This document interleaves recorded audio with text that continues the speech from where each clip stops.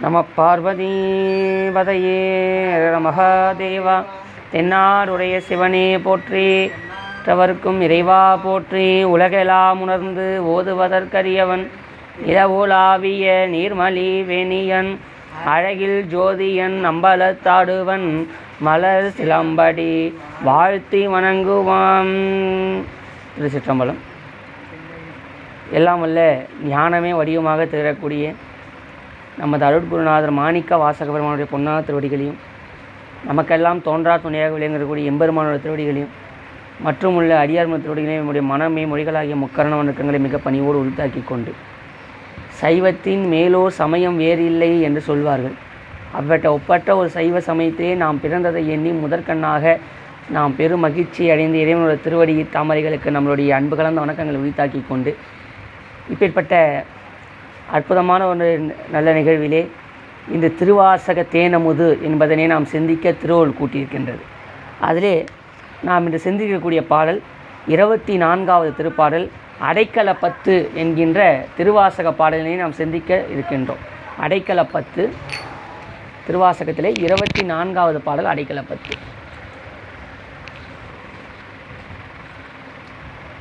அடைக்கலப்பத்து எடுத்துங்க. திருப்பெருந்துறையில் அருளியது பக்குவ நிர்ணயம்.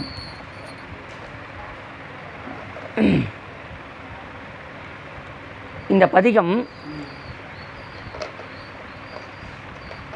பக்குவ நிர்ணயம் என்று அற்புதமாக குறிக்கப்பட்டுள்ளது. பக்குவ நிர்ணயம் என்பது நம் மாணிக்கவாசக பெருமான் இறைவனிடம் தன்னை அடைக்கலமாக கொடுத்து விட அடைக்கலப்பத்து என்று சொல்வார். உடையான் உன் அடைக்கலமே, உன் அடைக்கலமே. இந்த ஈற்றடியிலெல்லாம் அடைக்கலமே என்று வருவதனால் இது அடைக்கலப்பத்து என்று இந்த பதிகத்திற்கு பெயர் பெறுகின்றது. அப்பொழுது அற்புதமான இந்த அடைக்கலப்பத்து என்ற பதிகத்தினை நமது மாணிக்கவாசக பெருமான் திருப்பெருந்துறையிலே அருளி செய்கின்றார். இந்த பதிகத்திற்கு நம்ம சிந்திப்பதற்கு முன்பாக நாம் ஐங்கர பெருமானை தியானம் செய்து நாம் நூலுக்குள் வடிவமாக திருச்சிற்றம்பலம். பிடியத 100 ஊமை கொலமிகு கரியது வடி கொடுத்தனதடி வழிபடும் அவரிடர். பிடியத 100 ஊமை கொலமிகு கரியது வடி கொடுத்தனதடி வழிபடும் அவரிடர். கடி கணபதி வர கடி கணபதி வர அருளினன் மிகு கோடை. கடி கணபதி வர அருளினன் மிகு கோடை. வடிவினர் பயில் வலி வளமுறையிறையே. வடிவினர் பயில் வலி வளமுறையிறையே. வளமுறையிறையே. திருச்சிற்றம்பலம். தில்லை அம்பலம். அற்புதமான அடைக்கலப்பத்து என்கின்ற பதிகத்தை நாம் சிந்தித்து கொண்டிருக்கின்றோம். அதுபோல நம்ம குருநாதரையும் நினைத்து பிரார்த்தனை செய்து கொண்டு நம் நாளுடைய பெருமக்களோட திருவடி தாமரைகளையும் நம்மளுடைய சந்தான குருமான திருவடி தாமரைகளாம் போற்றி செய்து நாம் அடைக்கலப்பத்து என்ற பதிகத்தை சிந்திப்போம். இதில் பார்த்தோன்னு சொன்னால், இறைவன் நம்மளுடைய அருட்குருநாதர் முதல் வரியிலே சொல்கின்றார், செழுக்க மலத்திரள் அனனின் சேவடி சேர்ந்து அமைந்த. அப்படி செழுக்க மலம் கமலம் அப்படின்னு சொன்னால் கமலத்திரள் அப்படின்னும் போது அந்த கமலம்னா தாமரையை குறிக்குது. அப்பேற்பட்ட செழுக்க மலத்திரள் அனனின் சேவடி சேர்ந்து அமைந்த பழுத்த மனத்து அடியாருடன் போயினர் யான் பாவியேன். அப்பேற்பட்ட பழுத்த மனத்து அடியாருடன் நீங்கள் போயினீர் யான் பாவியேன். அப்படி புழுக்கன் உடை புன் குறும்பை பொல்லா கல்வி ஞானமில்லா அழுக்கு மனத்து அடியேன் உடையான் உன் அடைக்கலமே. அப்பேற்பட்ட அழுக்கு மனத்தை உடைய அடியேன் உன் அடைக்கலமே என்று அற்புதமாக சொல்கின்றார். அடுத்து 2வது பாடலில் வெறுப்பெனவே செய்யும் என் சிறுமையை நின் பெருமையினால் பொறுப்பவனே என்று அற்புதமாக குறிப்பிடுகிறார். நம்ம இறைவனை பூஜை செய்கிறோம்னு சொன்னால் முழு அன்போடு செய்கிறோமான்னு தெரியாது. அப்படி அந்த வெறுப்பெனவே நம்ம செய்கின்ற ஒரு செயலை கூட இறைவன் அதை கருணையோடு ஏற்று நம்மளுக்கு அருளை செய்கின்றான். அதை வெறுப்பெனவே செய்யும் என் சிறுமையை நின் பெருமையினால் பொறுப்பவனே. அரா பூண்பவனே. அரானா அந்த நாகாபரணம் என்று சொல்லக்கூடிய அந்த நாகத்தை பூண்டு கொண்டு இருப்பவனே, அரா அப்படின்னா பாம்புன்னு அர்த்தம். அரா பூண்பவனே, பொங்கு கங்கை சடையில் செருப்பவனே, அப்படிப்பட்ட பொங்கி வரக்கூடிய கங்கையை தன்னுடைய சடையிலே செருப்பவனே, நின் திருவருளால் என் பிறவியாகிய வேரை அறுப்பவனே அற்புதமாக சொல்கின்ற. ஏன்னா பிறவியை நீக்க முடியாது, பிறவியாகிய வேரே அறுக்கிறார் இறைவன். அப்படி அறுப்பவனே உடையாய் அடியேன் உன் அடைக்கலம்னு அற்புதம் மாணிக்கவாசகப் பெருமான் இந்த அடைக்கலப்பத்திலே சொல்லி கொண்டு வருகிறார். இந்த பதிகத்தை பாராயணம் செய்து மீது இருக்கக்கூடிய பதிகங்களுக்கு நாம் விளக்கத்தை காண்போம். திருச்சிற்றம்பலம். அவர் திருவடியிலே அடைக்கலமாகுது. செழுக்கமல திரள் அனனின் சேவடி சேர்ந்தமைந்த பழுத்த மனத்து அடியாருடன் போயினர் யான் பாவியே. உம்பை பொல்லா கல்வி ஞானமிலா என் உடையாய் உள் அடைக்கலமே. வெறுப்பெனவே செய்யும் என் சிறுமையினில் பெருமையினால் பொறுப்பவனே, அரா பூண்பவனே, பொங்கு கங்கை சடை நின் பெருவருளால் என் பிறவியை வேர் அறுப்பவனே, உடையாய் அடியேன் உள் பெரும் பெருமான் என் பிறவியை வேறறுத்து பெரும் பீச்சி தரும் பெருமான் சதுர பெருமான் என் மனத்தினுள்ளே. மலரோ நெடுமாலறியாமல் நின்ற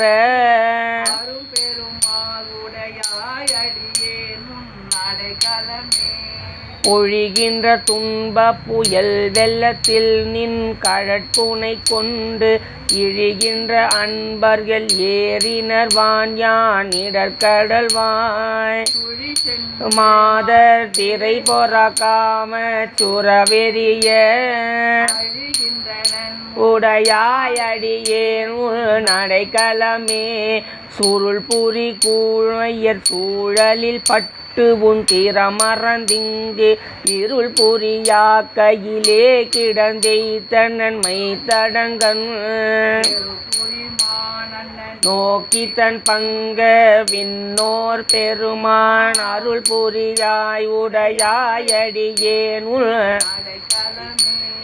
மாழைமை பாவிய கன்னியர் வன்மத்து இட உடைத்து தாழியை பாவு தயிர் போல் தளர்ந்தேன் தடமலத்தான்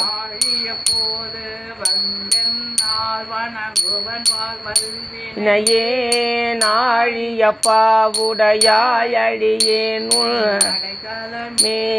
மின்கணி நான் உடங்கும் இடையார் வெகுலி வலையில் அகப்பட்டு புன்கணனாய் புரள் வேனை புரளாமல் புகுந்தருளி இவமுதூரி தித்தித்தென் பிழைத்திறங்கும் அங்கனே உடையானடியேன் உள் நடைக்கலமே.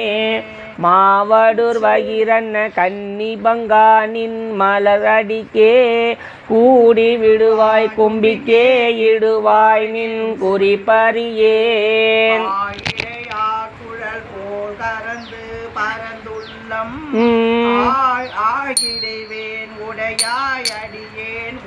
அடைக்கலமே பிரிவரியா அன்பர் நின்னருள் பெய்கடல் தாளினை கீழ் மறிவரியா செல்வம் வந்து பெற்றார் உன்னை வந்திப்பதோ நெறி அறியேன் நின்னையே அறியும் உன் அடைக்கலமே. வழங்குகின்றாய்க்கு உன் அருளார் அமுதத்தை வாரி கொண்டு விழுங்குகின்றேன் விக்கினேன் வினையேன் என் விதியின்மையால்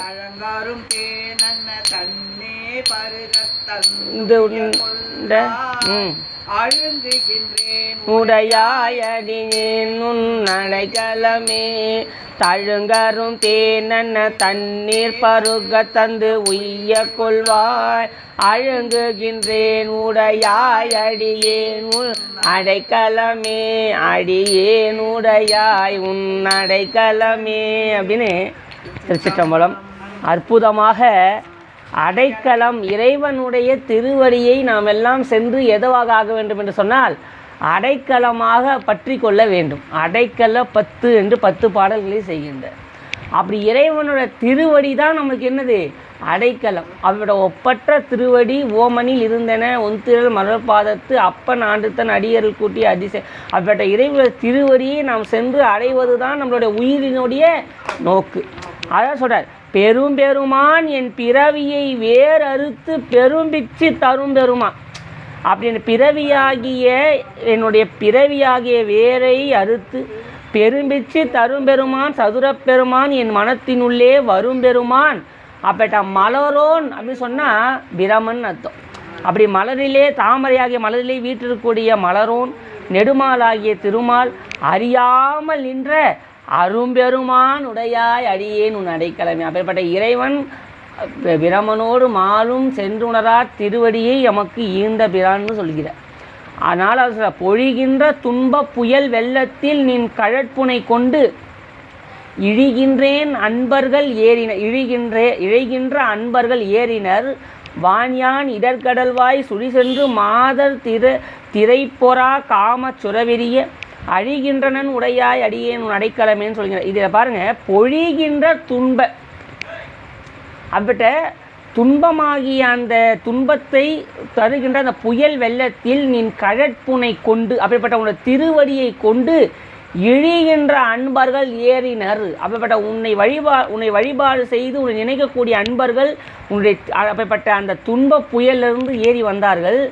ஆனால் யான் இடர்கடல்வாய் நான் மீண்டும் துன்பக்கடல்லே இப்போ விழன்னு சொல்கிறார். அது என்ன துன்பக்கடல்னு சொன்னால் சுழி சென்று மாதர் திரை பொறா காமச்சுரவெறிய. அப்படிப்பட்ட மாதருடைய அந்த காமச்சுரவிலே அழுந்தி இருந்து அழிகின்றனன் உடையான் அடியேன் உன் அடைக்கலமே. அப்படி அந்த காமச்சுரவிலேயே நம்ம அழிந்திருக்கக்கூடிய அடியேன் உன் அடைக்கலமே இருந்தும் கூட இறைவன் இப்படியெல்லாம் இருந்து நம்மை ஆட்கொள்கின்றானே என்று சொல்கின்றார். சுருள்புரி கூழையர் சூழலில் பட்டு உன் திறமறந்திங்கு. அப்படிப்பட்ட அதை மட்டும் சொல்லுங்க. அப்படிப்பட்ட சுருள்புரி கூழையர்னா அந்த குழையர் அப்படின்றது வரும். கூழையர்னா குழையர். அப்படிப்பட்ட சுருள்புரி குழையர் சூழலில்னா அது சுருண்ட அழகான அந்த கூந்தலை உடைய அந்த சூழலிலே பட்டு உன் திறமறந்திங்கு. உன்னுடைய அந்த பெருமையை நான் அறியாது. அப்படி உன்னோட திறம் மறந்து இங்கு இருள் புரி யாக்கையிலே கிடந்து இருளை மட்டுமே தரக்கூடிய இந்த யாக்கையாகிய உடம்பிலே கிடந்து அப்படிப்பட்ட எய்த்தனன் மைத்தடங்கன். அப்படிப்பட்ட தடங்கன் ஒருள் புரி மானண்ணன் நோக்கி தன் பங்க விண்ணவோர் பெருமான் அருள் புரியாய் அடி. அப்படிப்பட்ட எப்படி மானை காட்டி மான் பிடிப்பது போலே அருள் புரி மானண்ணன் நோக்கி தன் பங்கவின்னோர் பெருமான் அருள் புரியாய் உடையாய் வடியேன் உன் அடைக்கலமேன்னு சொல்லிங்க. அது 6வது சொல்கிறார். அப்படிப்பட்ட மாழைமை பாவிய கண்ணீர் வன்மனத்து இட உடைந்து தாழியை பாவு தயிர் போல் தளர்ந்தேன் தடர் மலத்தால். சாமி சொல்கிறாரு, மாணிக்க வாசக பெருமானுக்கு அந்த திருவடியை எடுத்துகிட்டு போயிட்டு மாணிக்க வாசக பெருமான் அந்த தலைமையில் வச்சு திருவடி தீக்கையை தருகிறார். யார்? எம்பெருமான். அப்படி அந்த திருவடி தீக்கையை தந்த மாத்திரத்தில் என்னன்னு பார்த்தோன்னா சுவாமியோட திருவடி எப்படி இருக்குன்னு மாணிக்க வாசக பெருமான் சொல்கிறார். தயிரில் மத்துறவே அப்படின்னு சொல்கிறார். அந்த திருவடியை வைத்தாராம். வச்சோடனே தாழிய பாவு தயிர் போல் தளர்ந்தேன் உன் தடர் மலர்த்தா. எப்படி தயிரிலே மத்தை இட்டு தளர்த்தினால் அதில் வெண்ணெய் வருமோ அதுபோல் இறைவனுடைய திருவடியை வைத்த மாத்திரத்திலே வெண்ணெய் திருண்டு வருவது போல் மாணிக்க வாசகன் ஞானம் திரண்டு வந்து சொல்கிறார். அதுபோல் பாருங்கள், அதான் சொல்ல தாழிய பாவு தயிர் போல் தளர்ந்தேன் தடர்மலத்தால் வாழி எப்போது வந்து என் நாள் வணங்குவன் வல்வினையேன் ஆழியப்பா உடையான் அடி. ஆழியப்பானா ஆழி என்று சொன்னால் ஊழியும் குறிக்கும். அதுபட்ட ஆழி அப்பா அப்படின்னும் போது இது ஆழின்றது கடலை பொருள் கொள்ளலாம். இல்லை அவன்தான் ஆழி, ஊழி காலத்துலேயே அவன் தான் அனைத்திற்கும் சகலமான தெய்வங்களும் அவனுள்ளே சென்று ஒடுங்கும், மீண்டும் பிறப்பிற்கு உட்படுத்துவான் என்பதை பொருட்டு ஆழியப்பா உடையான் அடியேன் உன் அடைக்கலமே என்று சொல்கிறார். மின்கண்ணினார் நுடங்கும் இடையார் வெகுளி வலையில் அகப்பட்டு. மீண்டும் பெண்களை சொல்கின்றார். மின்கணினார் அப்படிப்பட்ட அந்த மின்னை அப்படிப்பட்ட அந்த மின்னல் ஒளியை ஒத்த கண்களை உடைய அந்த இடையார், நுடங்கும் இடையார்னா அழகிய இடுப்பை உடையவும் அப்படின்னு பெண்களை சொல்கிறார். மின்னலை ஒத்த கண்ணினார் நுடங்கும் இடையார், அப்படிப்பட்ட அவர்களுடைய வெகுளி வலையில் அகப்பட்டுன்னு சொல்கிறார். அவளோட வெகுளி வலையில் அகப்பட்டு புன்கணனாய் புரள்வேனை புரளாமல் புகுந்தருளி, அப்படிப்பட்ட அதிலே நான் புன்கணனாய் புரள்வேனை, அதிலே இருக்கக்கூடிய என்னை புரளாமல் புகுந்து அருளி, நீ அங்கேயே இருக்காதவா அப்படின்னு என்னுள் இருந்து புகுந்து அருளி, என் கண்ணிலே அமுது ஊறி தித்தித்து என் பிழைக்கு இறங்கும் அங்கணனே உடையாய் அடியேன் உன் அடைக்கலமே அப்படின்னு அற்புதமாக சொல்லுகின்றார். அங்கணன் அப்படின்னா ஒரு கண், அப்படிப்பட்ட இறைவன் அற்புதமாக ஒரு கண்ணை வைத்துள்ளவா, கண்ணுதலான் தன் கருணை. எட்டாவது சொல்ல, மாவடு வகிரண்ண கன்னி பங்கா நீன் மலரடிக்கே கூவிடுவாய் கும்பிக்கே இடுவாய் நின் குறிப்பறியேன், பாயிடை ஆடு குழல் போல் கறந்து பறந்தது உள்ளம், ஆ கெடுவேன் உடையாய் அடியேன் உன் அடைக்கலம். ஆ என்று ஆ கெடுவேன் அப்படின்னும் போது இங்கே ஆக்கையே குறிக்கிறார். ஆனால் அந்த உடம்பு மீன் அதான் சொல்கிறார், இந்த உடம்பாகியதை கெடுவேன் உடையாய் உன் அடைக்கலமே.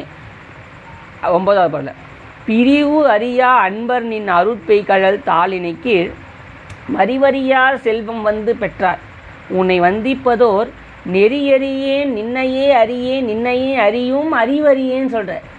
அப்படி நின்னையே அறியும் அறிவும் அறியேன் உடையாய் அடியேன் உன் அடைக்கலமேன்னு அற்புதமாக சொல்கிற. உன்னையே நின்னை அறியும் அறிவு அறியேன். நமக்கு இறைவனை அறியக்கூடிய அறிவு எங்கே இருக்குது? இது நம்ம நல்லா சிந்திச்சு பார்த்துங்க. சிவத்தை நாம் பிடிக்கலை, இதை நம்ம ரொம்ப புரிஞ்சுக்கணும். சைவத்தில் வரும்போது சுவாமியை நாம் பிடிக்க முடியாது. அதான் அவன் அருளாலே அவன் தான் வணங்கின்னு சொல்லி சொல்கிறார். அவன் அருள், அவனோட அருள் தான் நம்மளை பிடிக்கும். நம்மளால் போய் அவனோட திருவடியை பிடிக்க முடியாது. இது இன்னொன்று புரிஞ்சுக்கணும். அவன் அருள் இருந்தால் நம்ம போய் அவனை பிடிக்க முடியாது, அப்பயே பிடிக்க முடியாது. அவனாகவே நம்முள் இருந்து செயல்பாடு செய்தால் செய்ய முடியும். அப்போ அவன் அருள் இருந்தால்தான் அவன் தாளே தொட முடியும்னா, அவன் அருள் உள்ளுக்குள்ளே இருந்தால் தான் அவன் தாள் நம்ம தொட முடியும். அப்போ சிவனது சிவத்தை நம்ம பிடிக்க முடியாது, சிவன் தான் நம்மளை பிடிச்சிருக்கிறது நல்லா உணர்ந்து கொள்ளணும். அதான் இரும்பு தரு மனத்தேனை ஈர்த்தீர்த்து என்புருக்கி கரும்பு தரு சுவை எனக்கு காட்டினை உன் கடல் இணைகள் அப்படின்னு அற்புதமாக சொல்கின்ற. அப்படி வழங்குகின்றாய்க்கு உன் அருளார் அமுதத்தை வாரிக்கொண்டு விழுங்குகின்றேன் விக்கினேன் வினையேன் என் விதி. அப்போ சாமி என்ன பண்ணுறாராம், தன்னோட அருளார் அமுதத்தை வாரி தராராம்.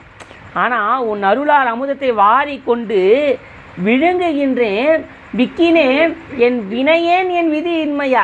ஏன் அவ்வளோ பெரிய அமுதத்தை எனக்கு வாரி தரப்பா, எனக்கு வினை அதுக்கான விதி இன்மையால் பொழுது என்னால் அந்த என்னது அந்த அருளார் அமுதத்தை என்னால் என்ன பண்ண முடியல, பருக முடியலையே. எப்பேற்பட்ட கருணை எனக்கு தருகிறாய்.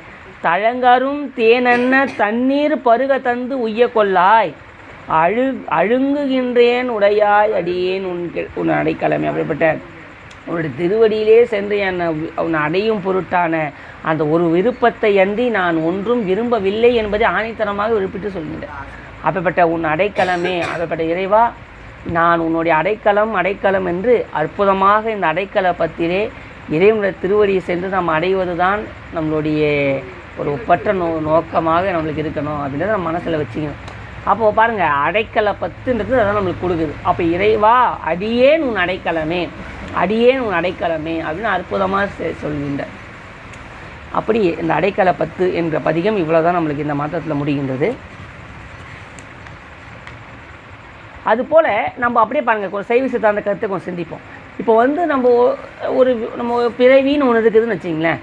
பிறவி என்னும் பெருங்கடல் நீந்துவர் நீந்தார் இறைவடி சேராத. நம்ம ஒவ்வொருவரும் ஜீவான்மாக்களாகிய நாம் இறைவனை ஏன் வழிபாடு செய்கின்றோம்? பிறவி என்னும் பிணி நம்மளுக்கு தீர வேண்டும். இதை தவிர வேறு எதனா நோக்கம் இருக்குதா? அப்போது இறைவனுடைய திருவடியை சென்று நாம் வழிபாடு செய்வதற்கான நோக்கம் நம்மளுடைய பிறவி நீங்க வேண்டும். ஏன்னா பயன் கருதாது நம்ம எதையும் செய்ய மாட்டோம். அப்படி பயன் கருதி நம்ம ஒரு செயலை மேற்கொள்ளணும்னு சொன்னால், அப்போ இறைவனை வழிபாடு செய்வது எதற்கு? நம்மளுடைய பிறவி என்ன துன்பம் நம்மளுக்கு நீங்க வேண்டும். அப்படிப்பட்ட அதை பிறப்பென்னும் பேதமை நீங்க, அப்போ சிறப்பென்னும் இறைவனுடைய திருவடியை சென்று அடைதல் சிறப்புன்னு அற்புதமான திருக்குறளில் ஒரு திருக்குறள் வரும். அது மாதிரி அப்படி இது போல் இருக்கும்போது நம்ம வினை கோட்பாடை புரிஞ்சுக்கணும். நம்ம எல்லாரும் சொல்கிறாங்க, ஐயா எல்லாம் வினைப்படி தான் நடக்குது, எல்லா வினைப்படி தான் நடக்குது. நம்ம ஏன் இறைவனை கும்பிடணும்? எல்லாம் வினைப்படியே நடக்குதுன்னு சொன்னால் நம்ம கடவுளை கும்பிட்றதுக்கான அர்த்தம் இல்லாமல் போயிடும்ல. எதுக்கு அப்போ சாமி கும்பிடணும்? எல்லாம் வினைப்படி தாங்க நடக்குது, சரி விட்டுருங்க, எல்லாம் கடவுள் வினைப்படி தாங்க நடக்குது அப்படி விட்டுட்டு போயிடலாம். ஆனால் அப்படி நம்ம ஏற்றுக்கொள்ள முடியாது. வினைப்படி தான் எல்லாம் நடக்குதுன்னு சொன்னால் அப்படிப்பட்ட விதியை மதியனால் வெல்லலாம் என்கின்ற ஒரு அந்த ஒரு பழமொழிக்கு அர்த்தம் இல்லாமல் போயிடும். அப்படி என்ன அது பொருள் கூறுதுன்னு சொன்னால், இறைவனுடைய அருளினால் நம்ம எதை வேண்டுமானாலும் வெல்லலாம். அதை நம்மளால புரிஞ்சுக்கணும். இப்போ எது இப்போ ஒரு விதி, இப்போது ஒரு நல்லா நம்ம புரிஞ்சுங்க. இதெல்லாம் சைவ சித்தாந்த கோட்பாடு, இது உள்ளே போகும்போது நீங்கள் அதை ஆழமாக புரிஞ்சுக்கணும். ஒரு வினை என்பது ஒரு ஜட பொருள். வினைக்கு அறிவு கிடையாது. இந்த பாருங்க, ஒரு அறிவு அற்ற ஒரு பொருள் அறிவு உள்ள ஆன்மாவை பற்ற முடியாது. இது நம்ம புரிஞ்சுக்கணும் ஆணித்தரமாக. அறிவில்லாத ஒரு பொருள் அறிவற்ற ஒரு அறிவுள்ள ஒரு பொருளை எப்படி நாட முடியும்? நாட முடியாது. அது அறிவற்ற ஒரு பொருள் எது? வினை.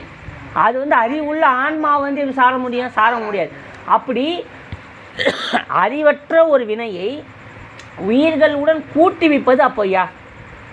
இப்போ உயிர் கூட சேர்ந்துருக்குது. இப்போ வினை அனுபவிச்சுன்னுக்குறோம். அப்போ இது கூட்டி வைக்கிறது யார்? அப்போ இது யாரோ ஒரு ஆள் இருக்கிறார்ல, அந்த ஆளை அவர் தான் நம்மாலே, நம்மால் தான் அதை கூட்டி வைக்கிறார். என்ன செய்கிறது? அதான் கூட்டி வைத்தால் ஆறு ஒருவர் கூடாது. அவன் தான் நம்மளை கூட்டி வைப்பான் அந்த வினையை. ஏன் அதை கூட்டி வைக்கிறாருன்னு சொன்னால், அந்த வினையை அது யாரோ அவராக கூட்டி வைக்கலைங்க, அது நம்ம சேர்த்து வைத்த வினை. நம்மளுடைய வினை நமக்கு தானே வரணும். அவள் பாருங்கள், சுவாமி என்ன செய்கிறார்? நம்ம சேர்த்து வைத்த அனைத்து வினைகளும் சஞ்சீத கர்மா என்கின்ற வினையிலே சென்று அமை. எது? சஞ்சீத கர்மா. அப்படி சஞ்சீதம், பிராரதம், ஆகாமியம் என்கின்ற 3 கர்மாக்களை நம்ம மேற்கொள்கின்றோம். அப்படி சஞ்சீத கர்மா என்பது பழவினை. சிந்தை மயிர சிவபுராணம் தன்னை முந்தை வினை முழுவதும் இதை முந்தை வினைன்னு சொல்லலாம். பழைய வினை, முந்தை வினை, அப்படி சேர்த்த வினை என்று சொல்லு. அப்பப்பட்ட அந்த பழைய வினைகள் அனைத்தும் எப்போது நம்மளுக்கு நீங்கன்னு சொன்னால் நம்மலாம் பெரிய நம்ம சந்தோஷப்பட்டுக்கணும். நம்மளுக்கு என்னைக்கு தீக்கையாக எது ஒன்று கிடைத்ததோ அன்றே நம்ம பழைய வினை எல்லாம் விடு. இப்போ ட்ராபேக்கில் அந்த பழைய இதுலாம் இருக்குது. அப்போ ஐயா அப்போ மொத்தம் க்ளோஸ் ஆகிடுச்சான்னு கேட்டால் அப்படி நம்ம நினைக்க முடியாது. ஏன்னா இப்போ நம்ம நுகர்வினை அனுபவிச்சுன்னுக்கிறோம். பிராரத்த கர்மா. இந்த கர்ம வினை சுவாமி எதை நம்மளுக்கு கூட்டி வைக்கிறாருன்னு சொன்னால், நம்ம சேர்த்து வைத்ததை நம்ம அனுபவித்தாகணும்னு சுவாமி என்ன பண்ணுறாரு? பல பிறவிகளிலே 84 100,000 யோனி பேத வகைகளை 7 ஜென்மாக்களிலே நாம் எடுத்து பல பிறவிகளில் சேர்த்து வைத்த பாவ புண்ணிய வினைகள் அனைத்தும் எது? சஞ்சித கர்மா என்ற கர்மாவாக இருக்கும். இறைவன் என்ன செய்கிறான்? உயிர்கள் இதை ஒரே பிறவியில் அனுபவிக்க இயலாது. அப்பொழுது அதை பல பிறவிகளிலே பிறவி சுழற்சியிலே அதை இட்டு அந்த வினையை கழிக்க அவன் பிறவி சொல்லி விடுகின்றான். எப்படி சேர்த்து வைத்த பணத்தை செலவு செய்ய நம்ம பார்க்கு, பீச்சு, தேட்டருக்கு போகிற மாதிரி பணத்தை செலவு பண்ணணும்ல. வீட்டில் இருந்தால் பணம் செலவாகும். ஒரு சினிமா போகணும், இல்லை வீடு கட்டணும், ஒரு இடம் வாங்கணும், அப்போ பணம் செலவாகுதா இல்லையா? அப்போ அந்த பணம் செலவாகும்னா எப்படி நம்ம தேட்டர், பீச்சுக்கு போகிறோமோ அதே போல் வினை சஞ்சிதமாகிய வினை கழிப்பதற்கு பிறவி உண்டாகிறது. நல்லா புண்ணியம். அப்போ பிறவி வர்றதுக்கான காரணம் என்ன? வினை. அப்போ வினைக்கு காரணம் எது? ஆசை என்கின்ற வித்து. அப்போ வினைக்கான வித்து ஆசை. அப்போ நல்லா இதெல்லாம் புரிஞ்சிக்கணும். அப்போ செய்து வரும்போது இந்த கோட்பாடெல்லாம் தெரிஞ்சுக்கணும். அப்போ வினைக்கு நம்ம ஆசை எது? வித்து என்பதை நல்லா புரிஞ்சிக்கணும். அப்போ பாருங்கள், இந்த கோட்பாட்டில் நிற்குதுன்னு சொன்னால் இப்போது சஞ்சீத கர்மா. அப்போ நம்ம அது எது வருது? நம்ம அனுபவிக்க நுகர்வினை பிராரத்தம் பிராப்தம் இல்லைன்றோம். பிராரத்தவினை அனுபவிச்சிடும். சரி, நம்ம கழிக்கிறது மொட்டமாக செய்கிறோம். இதில் பல வினையை நம்ம கூட்டிக்கிறோமா இல்லையா? இது நம்ம இந்த வினைகளை நம்ம பல வினை இன்னும் பல வினைகளை நம்ம கூட்டுவதற்கான காரணம் எது அதிகமாகுதுன்னு சொன்னால் அது எதுவாக மாறுது அப்படின்னா ஆகாமியம் என்று சொல்லக்கூடிய ஆகாமிய கர்மாவை நம்மளுக்கு காட்டி விடுகிறது. அது ஆகாமியம் என்று சொல்கிறார். அப்போ சஞ்சிதம், பிராரதம், ஆகாமியம் இந்த 3 கர்மாக்கள் தான் நம்மளை எதுன்னு சொன்னால் நம்மளோட பிறவி சுழற்சியை இது ஏற்படுத்துகின்றது அப்படின்னு நம்ம சைவ சித்தாந்தம் அற்புதமாக குறிப்பிடுகிறது. நம்ம நல்லா சிந்திச்சுக்கணும். அப்போது ஆகாமிய கர்மா அப்படின்றதுக்கான பொருள் என்னன்னு சொல்கிறாங்கன்னா நம்மளுடைய செய்கின்ற செய்வினையை குறிக்கின்றது. இப்போ நம்ம ஒரு வினை செய்து கொண்டு இருக்கிறோம். நம்ம வர்றது, படிக்கிறது, பேசுறது, நம்ம எல்லா வினையும் செய்வினையில் அடங்கும். அதான் செய்யும் வினை அப்படின்னு சொல்லுவார். அந்த வினை வந்து என்ன ஆகாமியமாக போய் சேர்ந்துடும். இப்போ நம்ம செய்யக்கூடிய அனைத்து வினையும் என்ன ஆகுது, ஆகாமியமாக போய் சேர்ந்துது. அப்போ இது என்னது, மீண்டும் சென்று பழவினையிலே தங்க மீண்டும் பிறவி சூழ்ச்சி வந்துக்கிட்டே இருக்கு. அப்போ தொடர்ந்து அந்த வினை என்ன செய்யுது, மீண்டும் மீண்டும் சூழலிலே ஏற்பட்டு கொண்டே இருக்கும். இதுதான் வந்து நம்மளுடைய வினை அப்படின்னு சொல்கிறாரு அப்போ சைவ சித்தாந்தத்திலே. இப்போது நம்மளுடைய தர்க்கம் என்ன வச்சாங்க ஐயா அப்படின்னா, இப்போ வினை எல்லாம் வினைனாலே நடக்குதுங்க. அப்போ வினையை கூட்டி வைத்தது அறிவற்ற ஒரு பொருளாகி வினையை அறிவுள்ள ஜீவான்மாக்களுக்கு இறைவன் அனுபவிப்பதற்காக கொஞ்சம் எடுத்து தரான். இது எப்படி சொல்லணும்னு சொன்னால் இன்னும் விளங்குற மாதிரி உங்களுக்கு சொல்கிற பாருங்க. இப்போ ஒரு பையன் இருக்கிறாரு, எங்கன்னா ஒரு டூருக்கோ எங்கேயோ போகிறாருங்க, ஒரு டூருக்கு போகிறாங்கன்னு வச்சுக்காம, ஒரு போகிறான்னு அவனுக்கு எவ்வளோ கொடுப்போம், நம்மளா 1 லட்ச ரூபா கொடுப்போம், ஒரு 500 ரூபா தான் கொடுப்போம். ஏன், அந்த டூருக்கு போயிட்டு வர காலத்தில் அவன் எவ்வளோ செலவு செய்ய முடியுமோ அவ்வளோ பணத்தை தான் அவங்ககிட்ட கொடுக்க முடியும். மிஞ்சி போனால் அவன் எவ்வளோ நேரம், ஒரு 5 மணி நேரம் ட்ராவல் போனால் அங்கே ஒரு நாள் இருக்க போகிறான். ஒரு நாள் டூருக்கு அவன் எவ்வளோ செலவு பண்ண முடியுமோ அவ்வளோ அதுக்கான அமௌண்ட் தானே கொடுப்போம். ஒரு 1000 ரூபா ஒரு 2000 ரூபா கொடுத்தா செலவு பண்ண முடியும். அவனால் ஒரு 50,000 ரூபா கொடுத்தா செலவு பண்ண முடியுமா, செலவு பண்ண முடியாது. அதே போல் இந்த விளக்கத்தை வைத்து கொள்ளுங்கள். அதே போல் இறைவன் இப்பிறவிலே நாம் எதை அனுபவித்து முடிக்க முடியுமோ அந்த வினையை மட்டும்தான் கொடுத்து அனுப்புவான். ஆஹா, எல்லா வினையும் கொடுக்கல, இப்படி நல்லா புரிஞ்சுக்கணும். இன்னமும் நம்ம பல வினை நிறைய இருக்குது, கொஞ்சம் கொண்டு வந்து கொஞ்சம் அனுபவிக்கிறேன்னா, ஏன் இங்கே வந்த உடனே கொஞ்சம் தான் எடுத்துன்னு வரோம், மறுபடி வினை பல மடங்கு சேர்கிறது. ஏன், நான் செஞ்சேன்னு அனைத்தும் நம்ம பேர்லேயே போட்டுக்கிறோம். நம்ம இது ஐயா, அப்போ நான் இந்த வினை சேரக்கூடாது, அதுக்கு ஒரு வழி இருக்குது ஐயானா, நிச்சயம் இருக்கிறது. எல்லாம் அவன் செயல் என்று விடுகிறோமோ அந்த கணக்கெல்லாம் அவன் கொண்டு போயிடும். அப்போ அவன் கணக்கில் போடும்போது நம்மளுக்கு என்ன, நம்மளுக்கு இங்கே ட்ராபேக்காக தான் இருக்குது. நம்மளுக்கு என்னது, நம்ம அக்கௌண்ட்டை ஜீரோவிலேயே வச்சுக்கினாதான் நம்மளுக்கு எது வராது, பிறவி என்ற ஒன்று வராது. சரி, இது மூலயமா என்ன உணர்வு விளக்கம்னா, அப்போ பாருங்கள், வினையை உயிர்களோடு அனுபவிப்பதற்கு கூட்டி வைப்பவன் அவன். சிவபெருமான் தான் நம்மளை கூட்டி வைக்கிறாரு. அப்படி அவர் கூட்டி வைக்கிறவருக்கு அப்பப்பட்ட வினையை நீக்குவதுக்கு எவ்வளோ நேரம் ஆக போகுது, நல்லா சிந்திச்சு பாருங்கள். நம்ம எல்லா வினைப்படி தான் நடக்குது. ஏன் சாமி கும்பிட்றீங்க, இப்போ கல்யாணம் ஆகணும்னா எனக்கு ஆக போகுது, நான் ஏன் சாமி கும்பிட்ணும், எனக்கு படிப்பு வரலைன்னா பரவாயில்ல, நான் ஏன் கடவுளை கும்பிடணும், எல்லா வினைப்படி தான் நடக்குது. அப்படியே விட முடியுமா? ஏன் அப்போ வழிபாடு பயனற்று போயிடுமே. அப்போ ஏன் வழிபாடு வச்சாங்க, ஏன் இறைவன் வழிபாடு செய்ய சொல்கிறாங்க? வழிபாடு செய்ய அந்த வினை நீங்கும் ஐயா, சாமி மாற்றுவாருங்கிற, நிச்சயம் மாற்றுவான். ஏன், அந்த ஒரு அத்தாரிட்டி அவங்ககிட்ட தான் இருக்குது. ஏன், கூட்டு வச்சவன் அவன், கூட்டு வைத்த ஒருவனாலே அதை நீக்க முடியாதா? இதுதான் என்னுடைய கோட்பாடு. வினையை அவன் தான் இந்த உயிருக்கு கூட்டி வைக்கிறான். கூட்டி வைக்கிற அவருக்கு பாஸ்வேர்டு தெரியாத நீக்கிறதுக்கு. இப்போ செல்லுக்கு பாஸ்வேர்டு போகிறேன், என் ஃபோனை வேறு எதாவது எடுக்க முடியுமா? என்னால் எடுக்க முடியும். ஏன், பாஸ்வேர்டு போட்டது நான் தான்.